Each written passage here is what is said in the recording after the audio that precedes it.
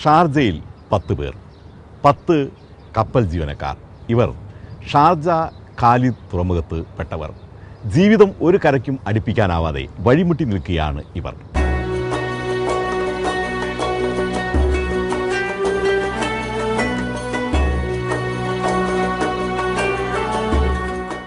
ഇവർ 10 പേർ ഷാത്തൽ Arab marine സർവീസസിന് കീഴിലുള്ള MV സാലം ഷിപ്പിലെ ജീവനക്കാർ.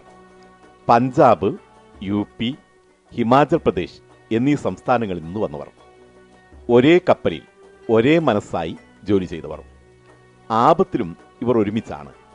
ഇവർ ഇപ്പോൾ ഷാർജ ഖാലിദ് തുറമുഖത്ത് നിസ്സഹായരായി കാത്തിരിക്കുകയാണ്.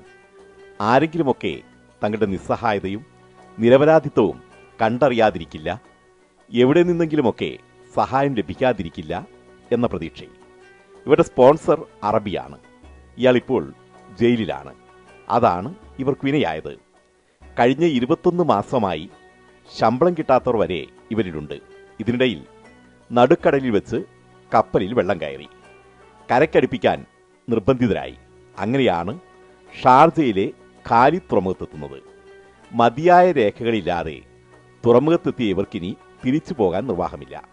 ഇനി നിയമം അനുവദിച്ചാൽ തന്നെ കേടായ വാഹനവും കൊണ്ട് പോകാനും സാധ്യമല്ല. കയ്യിൽ കാൽ കാശില്ല. അക്ഷരാർത്ഥത്തിൽ മുഴുപട്ടിണിയിലായിരിക്കുമ്പോഴാണ് ഷാർജയിലെ സാമൂഹിക സംഘടനയായ സേവനത്തിന്റെ പ്രതിനിധി സജിമോൻ വിവരമറിയുന്നത്. എൻ്റെ സുഹൃത്ത് ശ്രീ പ്രശാന്തിലൂടെയാണ് ഈ വിഷയം എൻ്റെ ശ്രദ്ധയിൽപ്പെടുന്നത്. അടിയന്തരമായി തന്നെ നമ്മൾ ആ വിഷയത്തിൽ ഇടപെട്ടപ്പോൾ തന്നെ അവർക്ക് ആഹാരം കിട്ടാത്ത ഒരു സാഹചര്യമായിരുന്നു അന്നേരം നിലനിന്നത്. അപ്പോൾ തന്നെ നമ്മൾ അടിയന്തരമായി അവർക്ക് ആഹാരവും അതിനോടൊപ്പം തന്നെ അതിന് പാകം ചെയ്യാനുള്ള ഗ്യാസും കാര്യങ്ങൾ അറേഞ്ച് ചെയ്തു. ഇപ്പോൾ അവർക്ക് ആഹാരം കിട്ടുന്നുണ്ട്. അവർക്ക് 21 മാസത്തെ സാലറി പെൻഡിങ് ഉള്ളവരുണ്ട്, 14 മാസത്തെ സാലറി പെൻഡിങ് ഉള്ളവരുണ്ട്.